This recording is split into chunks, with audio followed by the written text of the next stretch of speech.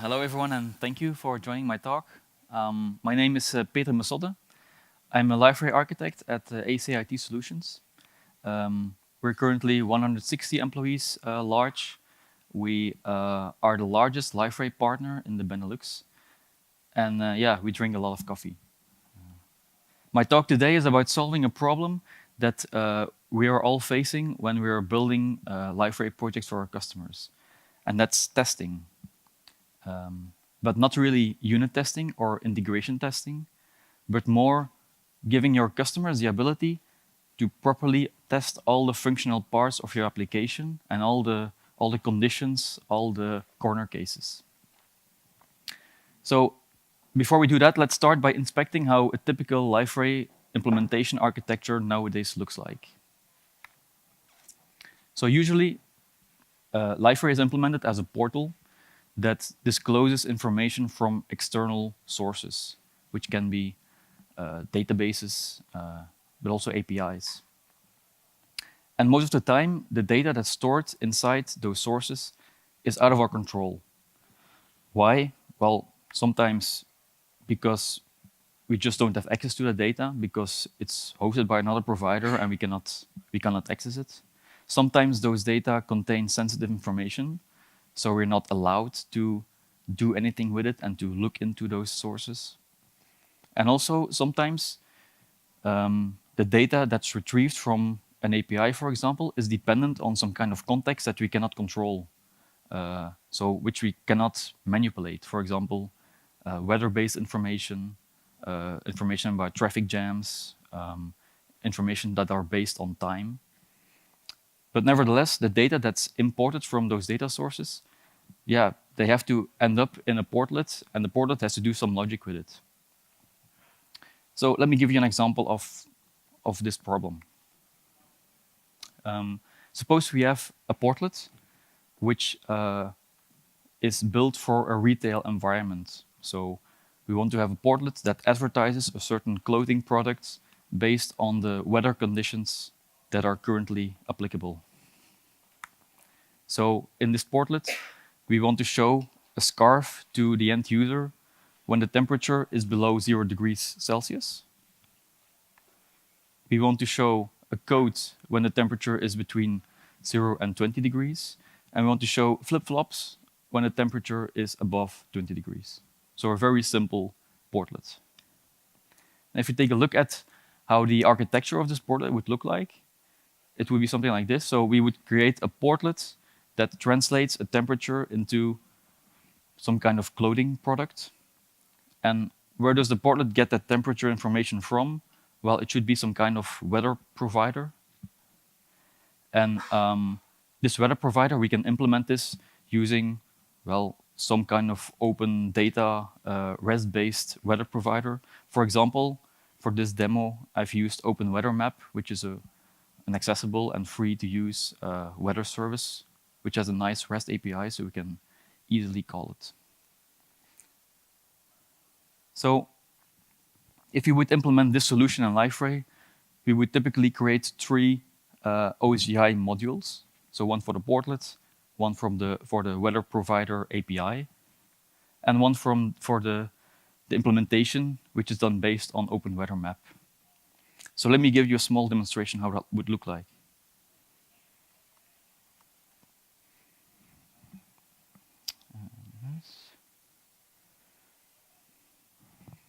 So what you can see here is the Go-Go shell of a running Liferay instance. And currently there are 3 OGI modules active that are based on the weather. So we have the weather API bundle, we have a bundle for the portlet, and we have a bundle for the implementation on Open Weather Map. So if we look at how that looks in Liferay itself, we have just here a very simple, basic Liferay 7.1 installation. So I'm just going to sign in with my user.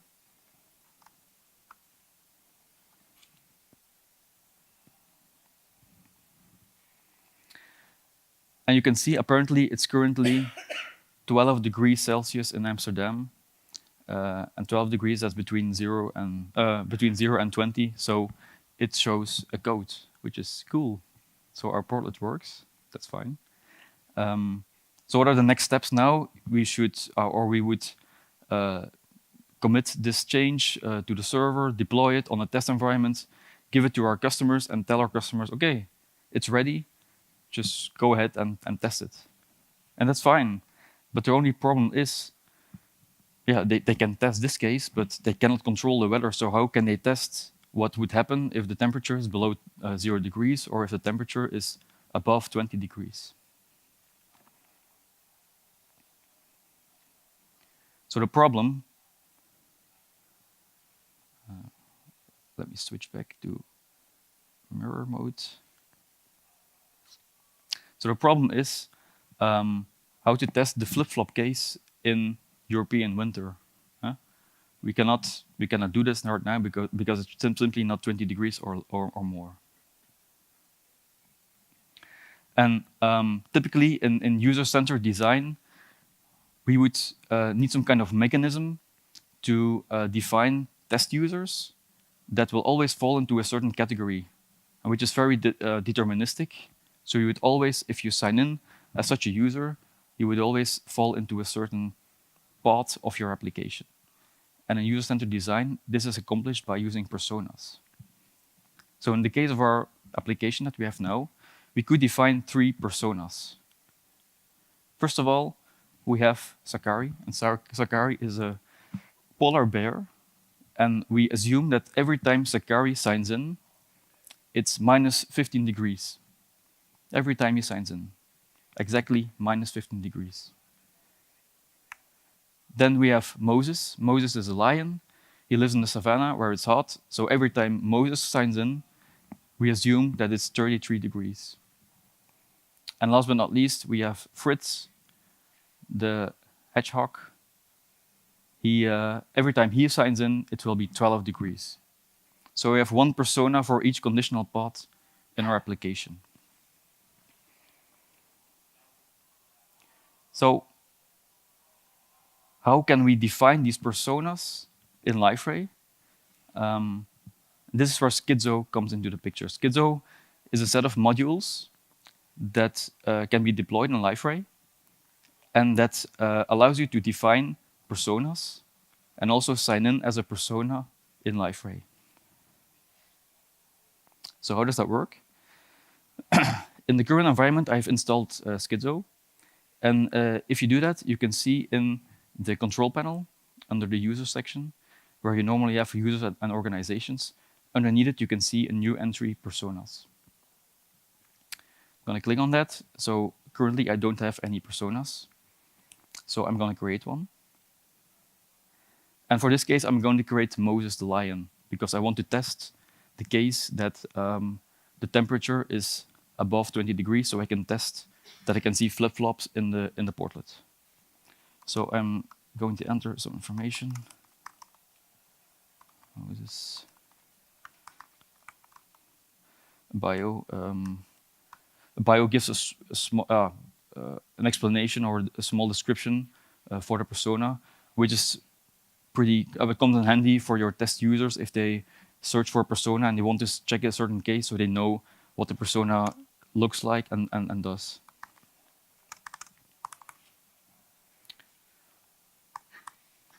We can also add a portrait for the persona, so it's very recognizable for our test users. If they want to test with that persona, they know, okay, I want to test with the lion because the lion lives in a hot place and I want to test that case. So let me upload a picture for that, like this. And then we can define the persona data context, which is actually a JSON-based data model, which is free to choose. You are free to choose how you set up the data model. So in this case, we're talking about the weather. And for the weather, we want to know the temperature. And for Moses, the temperature would be 33 degrees Celsius. So that's it. Our persona is ready. And we want to save it. So now we have defined a persona in Liferay, but how can we make sure that every time Moses signs in, the temperature will be set to 33 degrees Celsius. We still cannot really control the temperature. And to explain that, we have to go back to the architecture.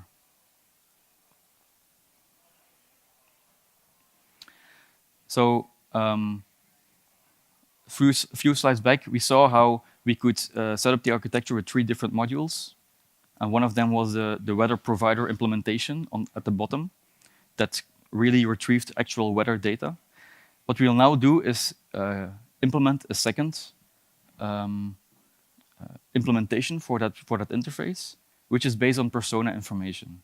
And the persona information is, of course, coming from Schizo, more specifically, the persona data context that we just created in our Schizo persona manager. So how does it look like in code if you would implement such a persona implementation? Schizo is bundled with an API, and that API can be referenced or injected into our mock implementation.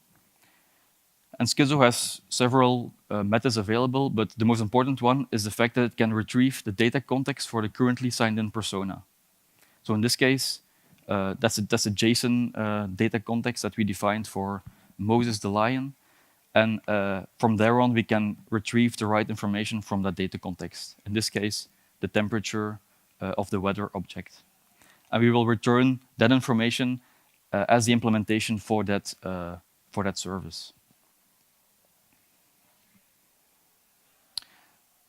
So if we want to see how that works in Liferay, we have to go back to our Gogo shell. So, and we will install another module. So we will install the persona-based mock service. I have just the right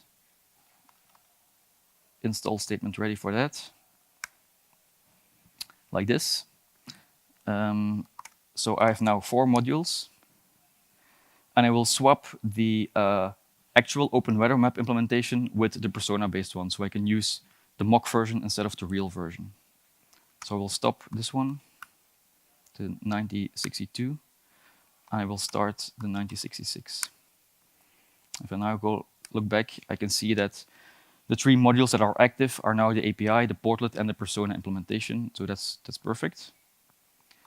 And then I can go back to Liferay, and I can sign in as Moses. But next problem, how can I sign in? Because Moses is not really a user of Liferay, it's only a persona definition now. And for that, Schizo also bundles with a persona-based login service. Portlet, sorry, a persona sign-in portlet. So if I go to the public page of our portal, I can simply add the persona sign-in portlet, which will list all the personas that are defined in our system, and allows you to sign in with such a persona with just one click on the portrait of the persona. I will also, for the completeness, add the portlet to the private page, so we can easily sign out and test with several personas, like this. And I will now just sign out as my real user. And you can see that Moses, the persona that we just defined, is now visible in the persona sign-in portlet. And we can sign in as Moses simply by clicking on his name or on his picture. And that's the same that our testers or the customers, if they are testing, would do. So I click on Moses, and automatically a Liferay user gets created. And of course, the mock implementation of our weather service is called, retrieves the data context from Moses, where it's defined that the temperature is 33 degrees. So in this case, the portlet shows the flip-flops. So that's cool, that's perfect. Of course, now we can go on and define the other 2 personas as well. Just to show you how easy it is to add additional personas and attach, well, a data context to them. So we go back to personas. I will add 2 more. One Sakari, the polar bear.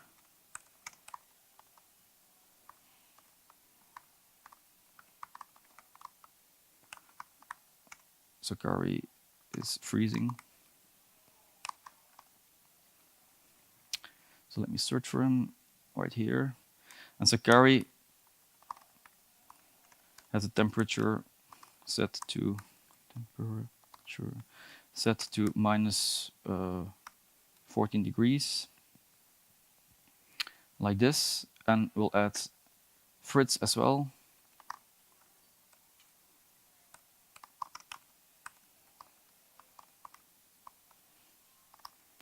Fritz.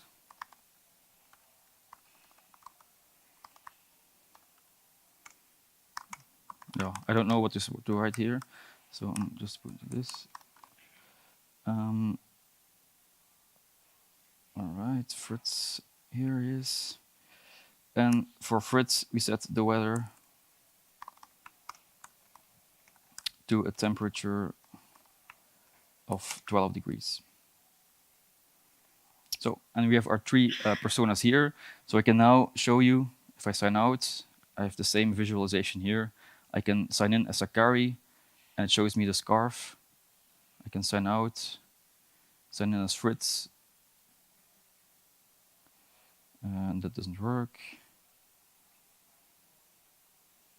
Why is that? Okay. And for Fritz, it's 12 degrees, so it shows this code.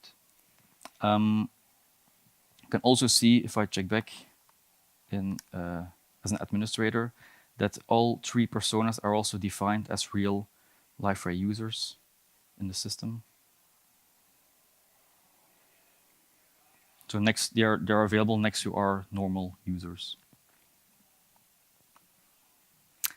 Let's go back to the presentation. So we've seen what Schizo can do. There are three main functionalities of Schizo. The first one is the ability to create personas in Liferay.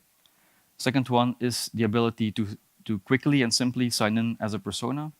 The third one is to retrieve to provide an API to retrieve the data context of the currently signed in persona. Now, implementing Schizo was pretty interesting for us because, well, there were a lot of challenges, but also we realized how flexible and how cool Liferay is, and how many extension points there are to solve the challenges that we had. So I'm going to go over some of those challenges now to show you how we did solve them. The first challenge was storage. So we could define personas, but where should we store them? And also, not only store them, but also being able to share them across different environments. So not only the environments of the developers, but also the test environment, the dev environment, maybe even the UAT environment. And we also wanted the definitions of the persona to be exportable, so you could do some export and import somewhere else. And also, ideally, to be able to version control them. So if development acquires a new corner case in the application, we could simply, in the code, create a new persona as well and version control that so we can push it along all the different environments. And for this, we found that OGI-based configuration was the best match. The OGI configuration API is a standard API in OGI. And how does it work? You simply write an object class definition, which is actually some kind of interface that defines what are the different configuration parameters of your application. And in our case, there was only one configuration parameter, which was a list of persona definitions, string-based. So the configuration API only works with simple types. So in this case, a string-based representation of each persona. And the nice thing about Liferay is that it automatically generates from this object class definition a UI, which is available in the system settings of the control panel. So you can simply manage your configuration there. And also it allows you there to export that functionality to your local system. So you can share it with your colleagues, or you can put it into version control. So it ticked off all the requirements we had for persona storage.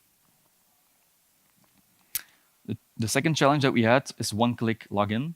So we wanted for our customers it to be easy to sign in as a persona without having to remember his password and what's the exact screen name again.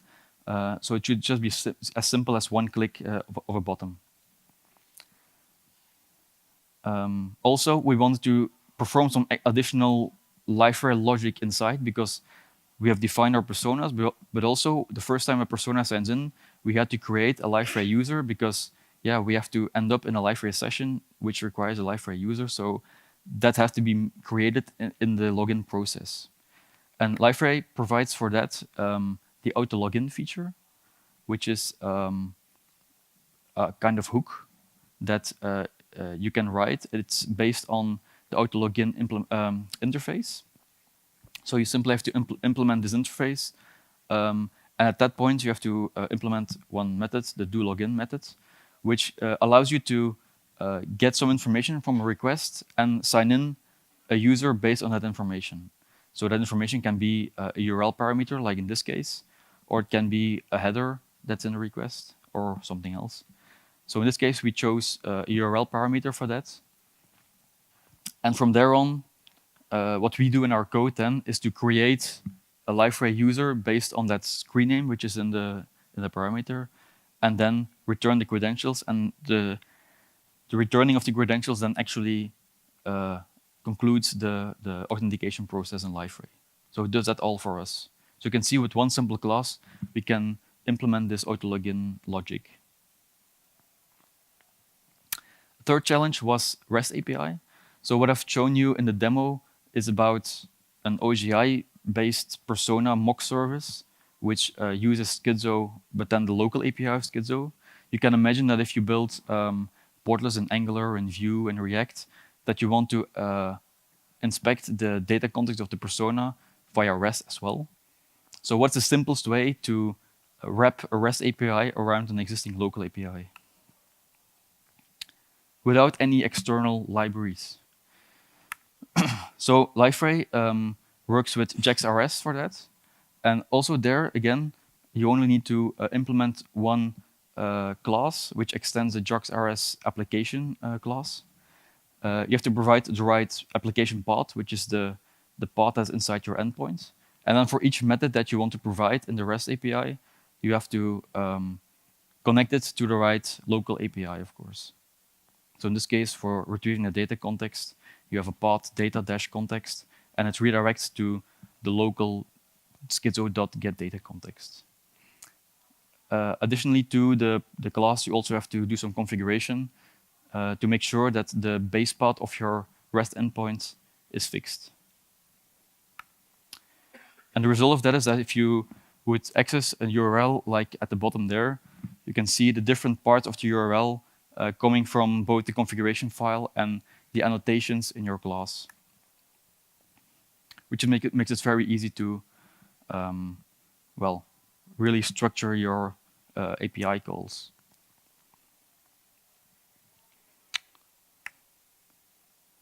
And in this case, so of course, the data context call retrieves the JSON-based data context of the currently signed-in persona.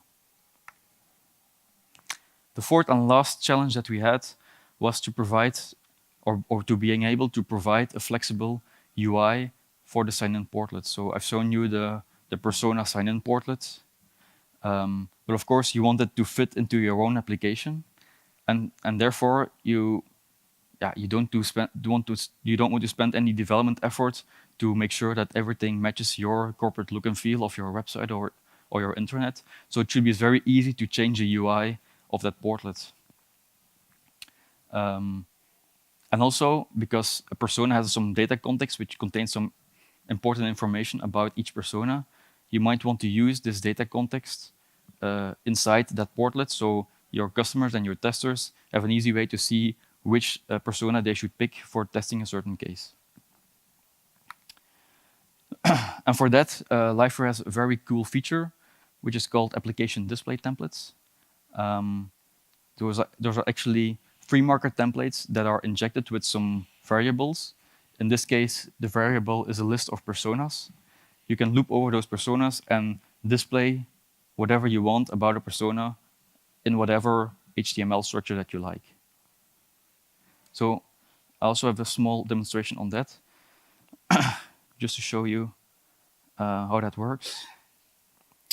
So I'm going to create an application display template for our Schizo sign-in portlet. So persona sign-in custom. I'm going to skip all the comments. The default template here is the one that's already available by default. But I now want to add some more temperature-based information next to the user name. So I'm going to add that here after the first name. I'm going to save that.